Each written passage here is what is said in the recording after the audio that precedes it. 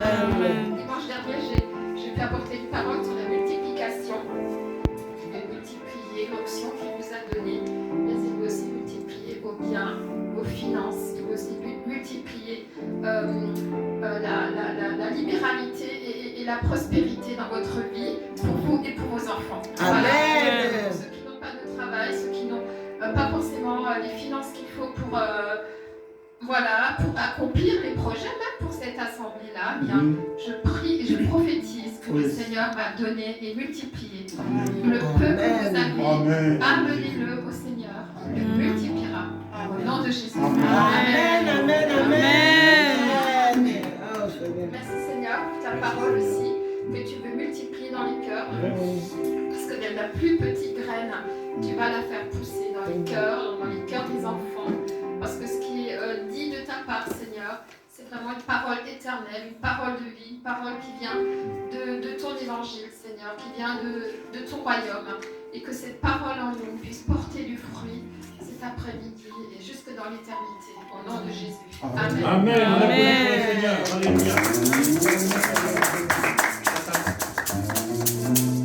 Alléluia. Alléluia. Gloire au Seigneur. Pour le Seigneur. Alléluia. Amen. Amen. Alléluia.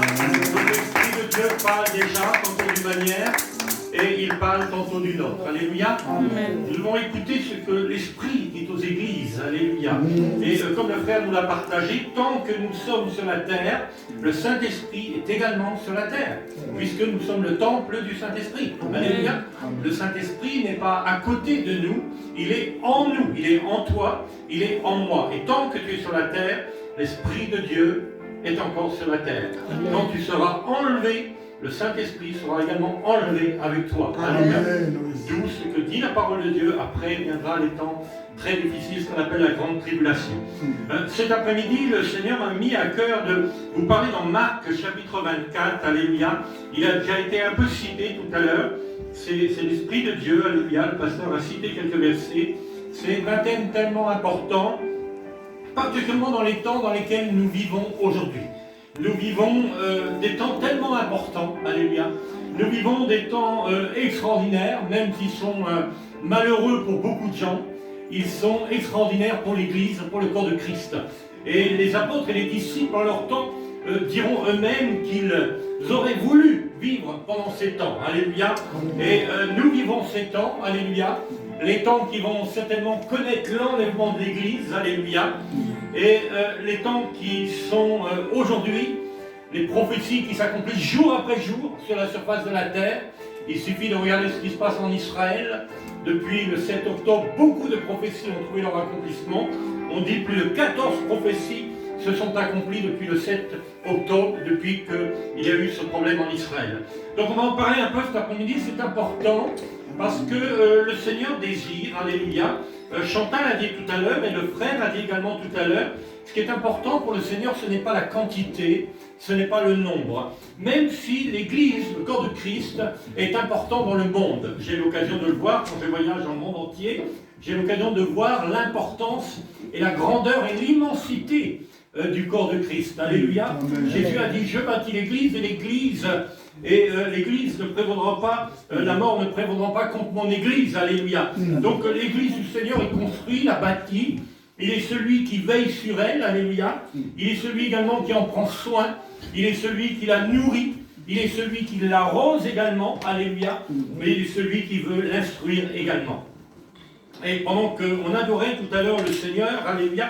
D'ailleurs, j'aimerais dire, entre parenthèses, juste un petit point. L'adoration est une des choses les plus importantes dans la communauté. Alléluia. Amen. Plus importante que la louange. La louange fait fuir l'ennemi, alléluia.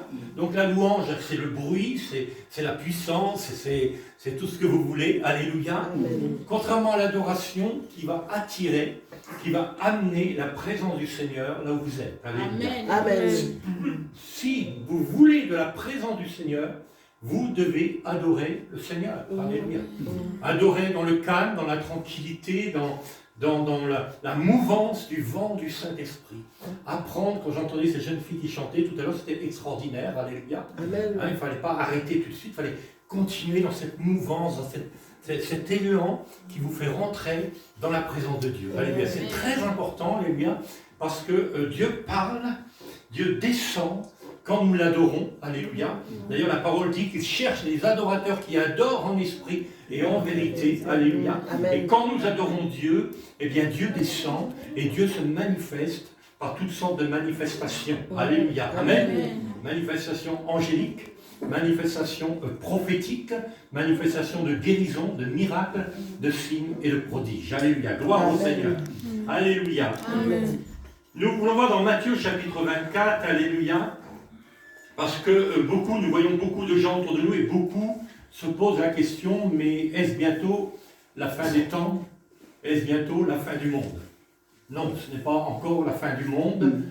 Tout n'est pas encore accompli. Tout ce qui doit arriver n'est pas accompli.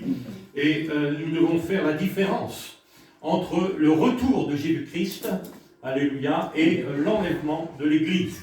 Il y a deux doctrines qui s'opposent aujourd'hui dans le monde évangélique. La première doctrine qui pense que les chrétiens vont vivre ce qu'on appelle la grande tribulation, les temps difficiles, les moments difficiles, je dirais même plus que difficiles, des moments horribles, puisque la terre va vivre pendant les 7 années de tribulation, les 7 années qui ont été prophétisées dans le livre de Daniel, des temps vraiment horribles, des temps très très difficiles.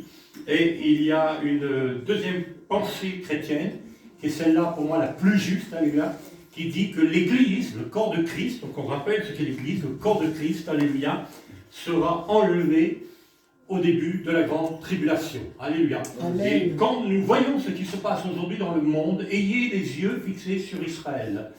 Israël, je dirais, est l'œil prophétique de ce qui doit arriver. Alléluia. Et que nous le voulions, que nous ne le voulions pas, Dieu s'est choisi Israël. D'ailleurs, la parole de Dieu dit que celui qui bénit Israël sera béni, celui qui maudit Israël sera maudit. C'est pour ça que ne parlez pas mal contre Israël, même si nous ne comprenons pas toujours tout. C'est vrai qu'il y a beaucoup de Palestiniens qui meurent, il y a des enfants qui meurent, il y a toutes sortes de choses qui se passent, mais ne maudissez jamais Israël. Dieu s'occupe de tout cela. Alléluia. C'est comme les gens qui sont tombés sous la tour et qui sont morts sur la tour, écrasés par la tour de Siloé. Donc nous devons faire attention parce que Israël est vraiment quelque chose que Dieu a voulu, que Dieu a pensé, que Dieu a construit. Et nous, en tant que corps de Christ, en tant que païens qui avons connu l'Évangile, qui avons vu cette révélation de la personne de Jésus qui nous a été donnée par l'Esprit Saint, alléluia, bien nous avons été greffés, ce que dit l'apôtre Paul, sur l'olivier franc qui est Israël. Alléluia. Amen. Donc je vous donne un conseil cet après-midi, ne parlez jamais mal contre Israël, mais bénissez Israël. Amen. Si vous pouvez bénir un juif, bénissez un juif, parce que la bénédiction d'Abraham va revenir sur vous. Amen. Et vous avez un droit par rapport à la bénédiction d'Abraham. Vous avez un droit dans la bénédiction d'Abraham. Vous avez le droit d'être béni comme Abraham a été béni. Alléluia. Mais regardez la bénédiction d'Abraham. Il ne pouvait même pas compter les étoiles du ciel, tellement elles étaient nombreuses. Alléluia. Abraham était béni en chameaux, il était béni en bêtes, en finances, il était béni en toutes choses. Alléluia. Et vous avez le droit, vous avez droit à cette bénédiction d'Abraham. Gloire au Seigneur. Alors on va y voir ensemble dans Matthieu chapitre 24, alléluia. Jésus se trouve là sur le mont des Oliviers et ils viennent de voir le temple avec les disciples et les disciples vont poser une question au Seigneur. Comme Jésus s'en allait au sortir du temple, ses disciples s'approchèrent pour lui en faire remarquer les constructions. Et regarde cette construction extraordinaire, alléluia. Vous savez que le temple était construit de plusieurs pierres, il n'est pas pour rien que Jésus va reprendre dans l'évangile, quand il parlera des pierres, il dira vous êtes des pierres vivantes, alléluia. Et moi je suis la pierre angulaire, dit le Seigneur, sur laquelle la construction ne peut tenir, mais sachez que le temple était construit de pierres, d'ailleurs on se demande comment ils ont fait à l'époque pour construire un tel temple, parce que certaines pierres pesaient plus de 600 tonnes. Est-ce que vous imaginez cela? Il y avait des pierres qui pesaient plus de 6 tonnes, d'autres plus de 60 tonnes, plus de 600 tonnes, une seule pierre. Est-ce qu'on peut s'imaginer? Il fallait certainement des milliers et milliers de grues pour lever ça, mais à l'époque il n'y avait pas encore les grues. Mais Dieu avait permis cela, gloire au Seigneur. Amen. Mais il leur dit, voyez-vous, tout cela, je vous le dis en vérité, il ne restera pas ici pierre sur pierre qui ne soit renversé. Donc la première pensée du Seigneur, écoutez bien cet après-midi, alléluia, le Saint-Esprit veut nous édifier, alléluia. Rien ne peut tenir devant la présence du Seigneur. Amen. Rien. Aucun être humain. Même l'Antichrist qui bientôt va paraître, alléluia, dans le monde, même l'Antichrist passera son éternité dans la géhenne éternelle. Rien ne peut tenir devant le Seigneur. Et la parole de Dieu est immuable, elle ne change pas, elle trouvera son accomplissement parce que Dieu n'est pas un être humain pour mentir. Donc Dieu est dans l'obligation, écoutez bien, d'accomplir sa parole. Alléluia. Dieu ne peut pas aller à l'encontre de sa parole. C'est pourquoi que vous avez le droit de réclamer la bénédiction d'Abraham sur vos vies, puisqu'il l'a dit. Alléluia. Puisqu'il a dit, il a été redit tout à l'heure par le pasteur. Alléluia. Je prêche beaucoup sur ce thème ces temps derniers. Vous êtes une race élue. Alléluia. Un sacerdoce royal, une nation sainte, un peuple choisi du Seigneur, alléluia. Donc vous n'êtes pas n'importe qui, vous devez comprendre votre identité en Christ, alléluia. Vous n'êtes pas n'importe qui, vous n'êtes pas n'importe quoi. Et ce n'est pas une question de nombre, c'est une question de personne. Une personne ici peut avoir cette capacité dans le Seigneur à bouleverser le monde entier, alléluia. Tellement il va être ou elle va être remplie de l'Esprit de Dieu, alléluia. Et c'est ce que le Seigneur veut faire selon la prophétie de Joël, qui était rappelée, je le rappelle, le jour de la Pentecôte. Dans les derniers temps, dit le Seigneur, je répandrai de mon esprit sur toute chair. Alléluia. Gloire au Seigneur. Mais il leur dit, voyez-vous, tout cela, je vous le dis en vérité, il ne restera pas ici pierre sur pierre qui ne soit renversé. Il s'assit sur la montagne des Oliviers, et les disciples vinrent en particulier lui poser cette question. Maître, dis-nous quand cela arrivera-t-il et quel sera le signe de ton avènement de la fin du monde? Alors, il y a 9 points qui annoncent l'avènement et qui annoncent la fin du monde. On ne parle pas ici de l'enlèvement de l'Église qui va intervenir avant que ces choses arrivent. Mais ces choses sont déjà bien avancées. Nous allons voir ensemble, alléluia, 9 points particuliers dont Jésus va parler, qui sont des signes prophétiques avant son retour sur la surface de la terre.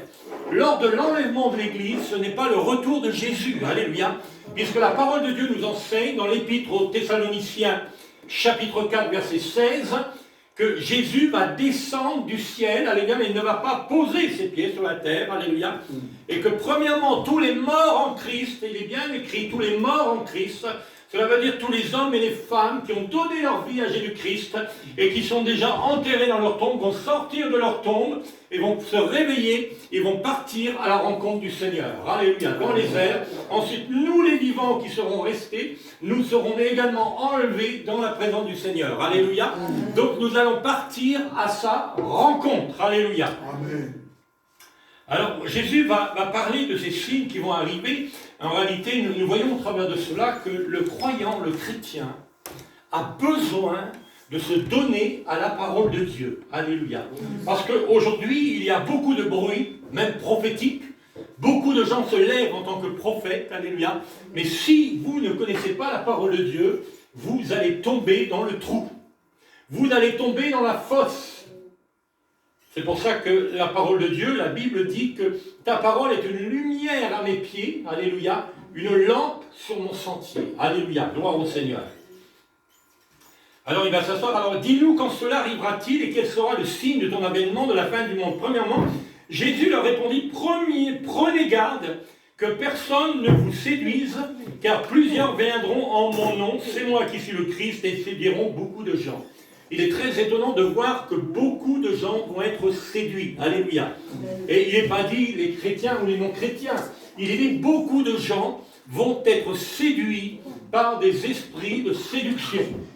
Le faux prophète, les faux prophètes, les gens qui annoncent des choses, nous le voyons par exemple au Congo, je pense que vous êtes issus du Congo, c'est ça? Nous le voyons dans la nation du Congo où un certain prophète s'est levé, il a annoncé et il attire des millions de gens, je crois, des millions de personnes viennent à lui, il se présente comme le Messie. Et même des chrétiens ont quitté leur assemblée pour suivre la vie de cet homme. Et quand les journalistes, on a vu le reportage il n'y a pas longtemps, il est passé même à la télévision française, et quand le journaliste lui a demandé quel était son nom, il dit qu'il s'appelle Moïse. Alors d'un côté, il dit qu'il est Jésus le Messie, et d'un autre côté, il dit qu'il s'appelle Moïse. Donc c'est un esprit séducteur qui habite la vie de cet homme. Et il est malheureux de voir que des millions de gens le suivent. Ce sont ce que la Bible appelle des faux prophètes. Il n'y a pas deux Messies, il y a un Messie. Il n'y a pas deux évangiles, il y a un évangile. Le livre de l'Apocalypse parle d'un évangile éternel, qui ne change pas. Il est le même hier, il est le même aujourd'hui, il est le même éternellement. Alléluia. Amen. Donc Jésus nous a prévenus de tout cela, il a prévenu les disciples, il nous prévient, nous aujourd'hui également au travers de sa parole, alléluia. Donc ce qu'on appelle des esprits séducteurs, des faux prophètes, des faux pasteurs, des faux docteurs, des faux évangélistes, enfin tout ce qui est faux, mais si vous connaissez la parole de Dieu, en écoutant les gens, vous allez voir la fausseté qui va ressortir de leur vie. Amen. Gloire au Seigneur. Que Dieu nous aide. Et comme il a été dit ce matin, que nous soyons habités par l'Esprit de Dieu pour discerner les choses. Alléluia. Il est un don dont nous avons besoin aujourd'hui à notre époque. C'est ce que nous appelons le discernement des esprits. Alléluia. C'est ce que l'apôtre Paul dira dans Corinthiens 12. Amen. Jésus dira, j'ai vu tout ce que vous prophétisiez. Alléluia, c'est important. Mais parmi les dons spirituels, il y a le don de discernement qui vont nous donner de discerner de quel esprit sont animés les gens. Alléluia. Gloire au Seigneur. Prenez garde que personne ne vous séduise, car plusieurs viendront sous mon nom, disant, c'est moi qui suis le Christ. Ils séduiront beaucoup de gens. Vous entendrez parler de guerre et de bruit de guerre. Donc nous voyons plusieurs gens qui se proclament comme Messie, plus ou moins échelle ou grande. Au Congo, il est sur une très grande échelle, mais un des plus grands qui se proclame le Messie vit en Inde. Et il attire, je crois, jusqu'à aujourd'hui, mais vraiment des millions et des millions de gens à lui. Mais il n'est pas le Messie. Encore une fois, c'est un esprit séducteur. Mais d'autres vont encore se lever, parce que nous sommes dans les temps où beaucoup vont se lever. Il faut que la parole de Dieu trouve son accomplissement. Vous entendrez, deuxième signe, alléluia, donc c'est moi qui écris mon bouquin, deuxième signe, vous entendrez parler de guerre et de bruit de guerre, alléluia. Et Jésus va aller plus loin, il dit, gardez-vous d'être troublés, gloire au Seigneur, alléluia. Car il faut que ces choses arrivent. Gardez votre paix, dit le Seigneur, gardez votre tranquillité, restez en moi, continuez à me louer, continuez à m'adorer. Chantal disait tout à l'heure, mon épouse disait tout à l'heure que ici, vous avez une onction extraordinaire. Vous avez un homme de Dieu à votre tête avec son épouse, et vous avez ici des membres, l'onction du Saint-Esprit est dans ce lieu, on le sent, alléluia. En réalité, elle n'est pas dans ce lieu, elle est sur vos vies, elle est sur vos existences, elle habite au-dedans de vous par l'Esprit du Seigneur, alléluia. Et elle disait également que cette salle n'est pas faite pour accueillir, pour recevoir une telle onction. Donc elle était en train de prophétiser que le Seigneur veut vous conduire beaucoup plus loin. Alléluia. Gloire au Seigneur. Applaudissons le Seigneur pour cela. C'est formidable. Nous devons, quand nous travaillons avec le Seigneur, nous devons travailler avec la vision spirituelle. Alléluia. Amen. La vision. Amen. Alors vous entendrez parler de guerre, deuxième signe, et de bruit de guerre. Gardez-vous d'être troublés, car il faut que ces choses arrivent. Donc le Seigneur dit, gardez votre paix, ne vous agitez pas. Il y a beaucoup de gens qui s'agitent, même parmi le peuple de Dieu. Nous voyons beaucoup de réactions sur les réseaux sociaux, sur Facebook, YouTube et autres. Des tas de gens se lèvent dans la prédication. Attention, attention, le Seigneur dit du calme, alléluia. Calmez-vous, restez tranquille. Asseyez-vous quelques instants, écoutez-moi, dit le Seigneur, alléluia. Le Seigneur est le maître de toutes les situations, alléluia. Amen. Et les guerres et les bruits de guerre sont vraiment nombreux dans le monde. Troisième signe, une nation s'élèvera contre une nation et un royaume contre un royaume, et il y aura en divers lieux des famines, Voyez-vous, depuis que la guerre en Ukraine, nous savons qu'un des plus gros producteurs de blé est l'Ukraine. Et depuis la guerre en Ukraine, eh bien, nous commençons à voir des milliers de gens qui ont faim. Plus aujourd'hui que nous l'avions vu hier. Alléluia. D'où une fois de plus de nous lever dans la présence du Seigneur. Alléluia. Et de pouvoir voir comment l'Esprit de Dieu peut nous utiliser pour nourrir tous ces gens qui ont faim. Chantal, la main tendue. Alléluia. Nous devons tendre la main vers les pauvres. Jésus dira, les pauvres, vous les aurez toujours avec vous, alléluia, mais je veux que vous les nourrissiez, dit le Seigneur. Donnez-leur vous-même à manger. Mais Seigneur, nous n'avons que 5 pains et 2 poissons. Il a été parlé tout à l'heure à Chantal de la multiplication. Le Seigneur ne peut pas multiplier ce que vous ne lui apportez pas. Vous devez apporter au Seigneur pour qu'il le multiplie. Alléluia. S'il vous plaît, même une pièce de 5 centimes, le Seigneur peut la multiplier par des milliers d'euros. Alléluia. C'est l'attitude de votre cœur, de la manière dont vous allez apporter. Seigneur, nous n'avons rien pour nourrir cette foule. Il y avait là 5000 hommes. Nous pensons à peu près plus de 30 000 personnes à l'époque, puisque c'était 5000 hommes sans les femmes et les enfants. Si nous faisons un petit calcul, nous pouvons arriver à 30 000 personnes. Mais Seigneur, comment on va nourrir tous ces gens? C'est impossible. Mais rien n'est impossible à Dieu. Alléluia. Quelques pains et quelques poissons ont été bénis, alléluia, ont été présentés devant Dieu et sont passés par la multiplication. Alléluia. Je vais vous dire, ce n'est pas un secret, écoutez bien également sur les réseaux sociaux, alléluia, il y a une pensée très profonde du Saint-Esprit. Écoutez bien, le Seigneur ne peut pas multiplier ce que vous ne lui apportez pas, mais non seulement vous devez lui apporter pendant des temps d'adoration. Pourquoi? Parce que quand vous êtes dans l'adoration, la présence du Seigneur descend. Et le Seigneur va multiplier quand il descend. Alléluia. Amen. C'est pourquoi beaucoup de gens ne vivent pas la multiplication dans leur vie, parce qu'ils n'apportent pas au bon moment. Alléluia. Apporter dans la présence du Seigneur. Jésus était présent ce jour-là quand il fallait multiplier les pains et les poissons. Alléluia, sa présence était là. Les gens étaient attentifs. La présence du Seigneur était là. Et c'est dans sa présence que les choses ont été multipliées. Lui-même dira, Père, je sais que tu m'exauces toujours. Donc les familles, nous voyons de plus en plus de gens qui ont faim, de plus en plus de gens qui ont soif. Cela va s'accélérer. Le Saint-Esprit m'a parlé il n'y a pas longtemps.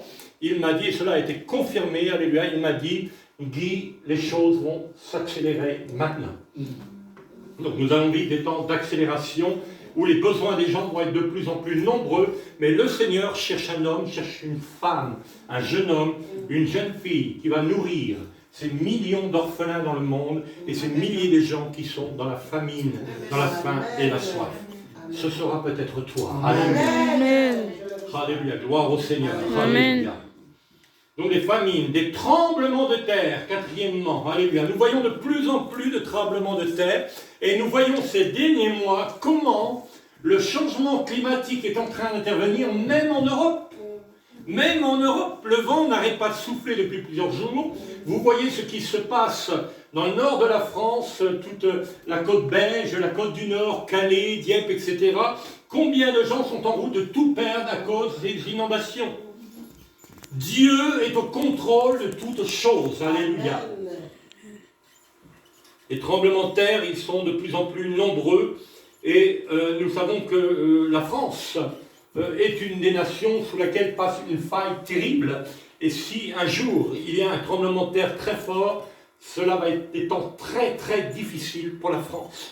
La France ne sera pas préservée par rapport à tout ce qui arrive aujourd'hui dans le monde et tout ce qui va encore arriver demain. La seule nation qui va être préservée par rapport à tous les événements qui arrivent dans le monde, c'est l'Église. Parce que je le rappelle, l'Église est une nation mise à part pour le Seigneur. D'où l'importance de connaître mon identité, de savoir qui je suis devant lui, une race élue, un sacerdoce royal, une nation sainte. Je suis une nation sainte, alléluia. Tu fais partie de la nation sainte quand tu es dans la personne de Jésus-Christ, alléluia. Gloire au Seigneur, on va aller un peu plus loin, alléluia. Tout cela ne sera qu'en commençant les douleurs. Prochain point, alors on vous livrera au tourment et l'on vous fera mourir et vous serez haïs de toutes les nations à cause de mon nom. Vous voyez ce qui se passe en Israël? Les nations du monde qui hier disaient Alléluia pour Israël, aujourd'hui sont en train de se liguer et se lever dans des lieux secrets, des complots contre la nation d'Israël. Et pourquoi les gens demain vont également se lever contre vous qui êtes l'Église. Et ça commence déjà à venir, puisque il y a plus de 100 millions de chrétiens aujourd'hui, en 2004, à l'heure où je parle, qui sont persécutés à cause de leur foi dans le monde. C'est incroyable. Plus de 100 millions de chrétiens qui sont égorgés, qui sont tués, qui sont enfermés dans des prisons, qui sont ligotés, qui sont torturés. Plus de 100 millions de chrétiens dans le monde. C'est les rapports de l'organisation Porte Ouverte. Vous savez, c'est Frère André qui a créé cette fameuse organisation mondiale. Donc les temps difficiles sont là, ils sont déjà là, et ils vont encore s'accélérer. Pourquoi il va y avoir tant de tourments par rapport aux chrétiens? Bien tout simplement parce que le chrétien prêche la vérité. Et le monde ne veut pas de la vérité. Les LGBT ne veulent pas de la vérité. Les homosexuels ne veulent pas de la vérité. Aujourd'hui, dans quelques semaines maintenant, avant fin de cette année, l'avortement va être légalisé, reconnu par l'État français.